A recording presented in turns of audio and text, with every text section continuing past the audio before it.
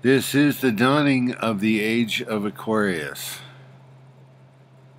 The age of Aquarius. Do. Aquarius. This is scary what's coming out now. I don't know what this is government-sanctioned warfare against entire people groups. Watch this. That's the guy. That's the guy who just totally ignored us. And but a book that helps us understand what will happen in the last days, that will transform a country like the United States of America from a country of freedom, liberty, and the pursuit of happiness. How could America go from that the pastor, to a country where people could actually be tortured? Who believes that the world is 6,000 where people could actually be mistreated, mishandled, not because they did anything wrong, but simply because of who they are. Dr. Mindbender. Or even worse, who we think they are. So who do you think I was?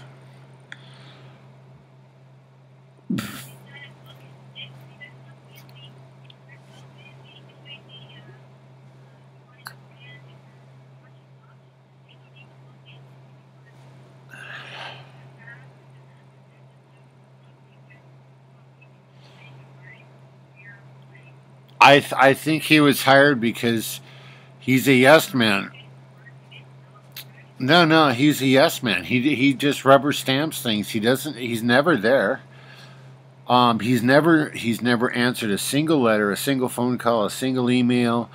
Never been in his office, and he just rubber stamps it. He goes, here's a rubber stamp, and the guy's somewhere else in Riverside, and they said, hey, we need some trash.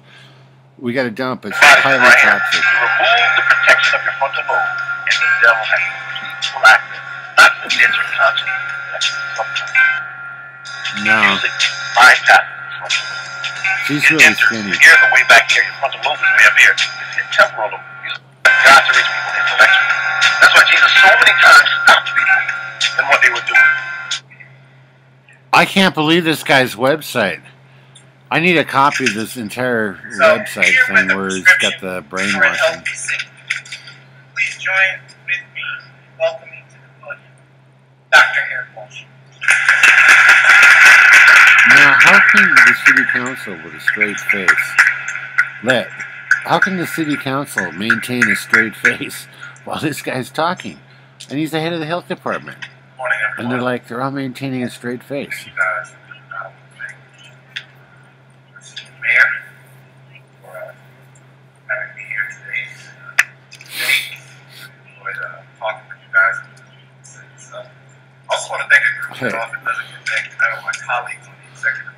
It's not a crime to be fake or look fake. I know it sounds funny, but these are very hardworking people.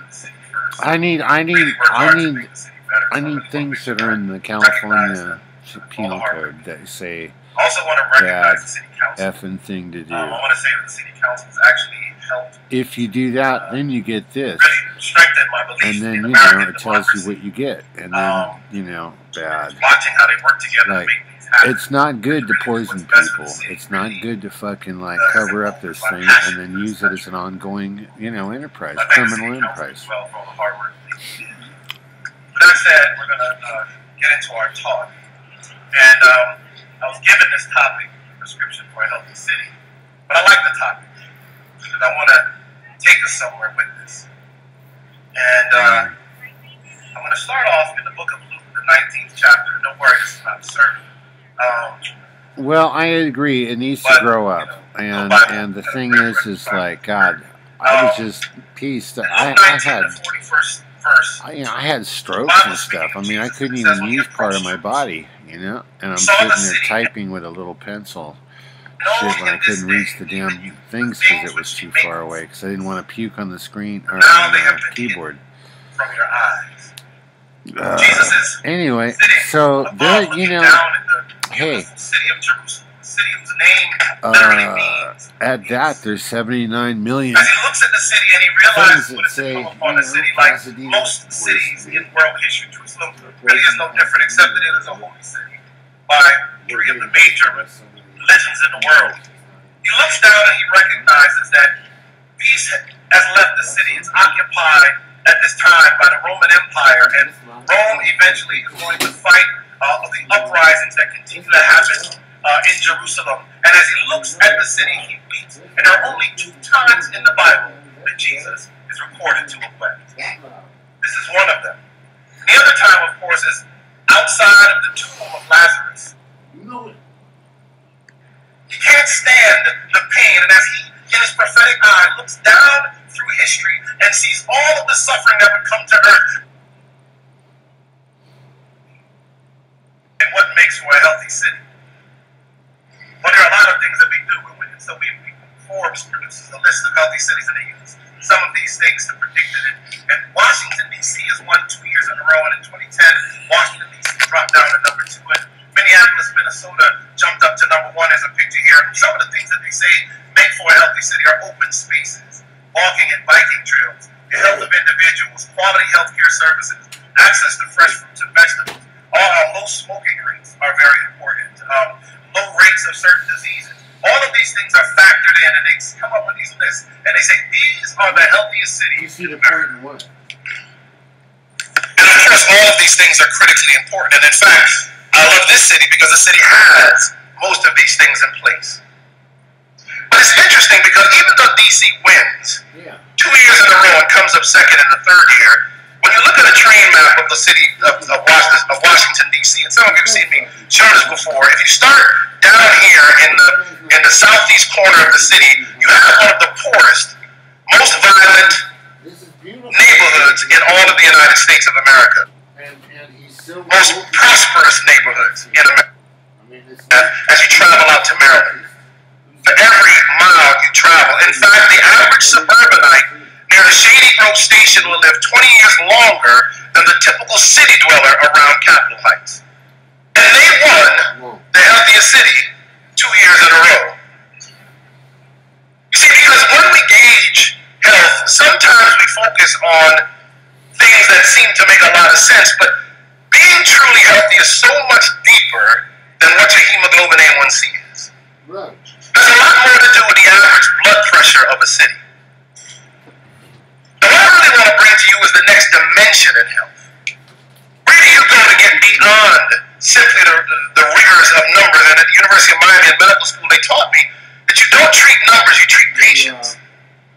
People run up to me all the time. One of the bad things about people knowing I'm a doctor in the city is I literally will be out to eat somewhere and someone will sit next to me and say, you know, my cholesterol was checked and it's 300.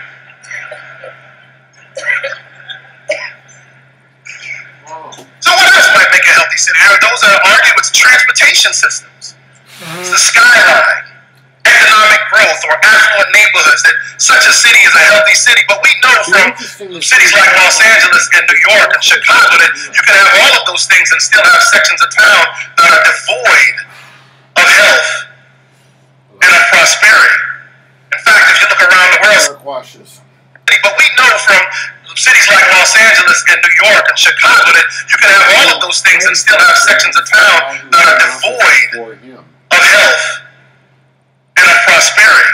In fact, if you look around the world, cities like Mexico City and Santiago and Chile, New York and Chicago, that you can have all of those things and still have sections of town that are devoid of health and of prosperity. In fact, if you look around the world, cities like Mexico City and Santiago and Chile are cities that have now. I gotta look you can have all of those things and still have sections of town that are devoid of health I don't know. and of prosperity. In fact, if you look around the world, cities like Mexico City and Santiago and Chile are cities that have these incredible who's who in the city. What's that? These incredible splits in who. These incredible splits among your body right here. The protection of your frontal lobe. Look, they got, he's got, if I slow this down, he's got fucking weird shit. Music, mind pattern. frontal lobe. It enters the ears are way back here. Your frontal lobe is way up here. Your temporal lobe. God to reach full intellectual. That's why Jesus so many times stopped people in what they were doing. The school, the end of the what is that? The end of the world religion. I think I have it figured out. They have to say that the world. I knew a guy like that. The spin doctor religion, but I knew a guy like that who said that the world was exactly 10,000 years old, coming up on December 2nd or something like that. I met him at the Brand place, one of the security guards there. And I was like, wow, 10,000 years, huh? Oh, yeah. Yeah. Okay, so, what are we basing this on? Well, they have books that go back from day one. And they wrote it all down. It was always written. It's 8 o'clock. I guess when mankind became self-aware is when you could say that that's how old they were. Now, I think mankind is about, 2 or 3, 4 days old. Because, still, there's not a lot of people that are that aware. So that's just my take. But anyway, people who say that they have 6,000 years, or whatever, that's when it was, they all believe in the same thing. You know what that is?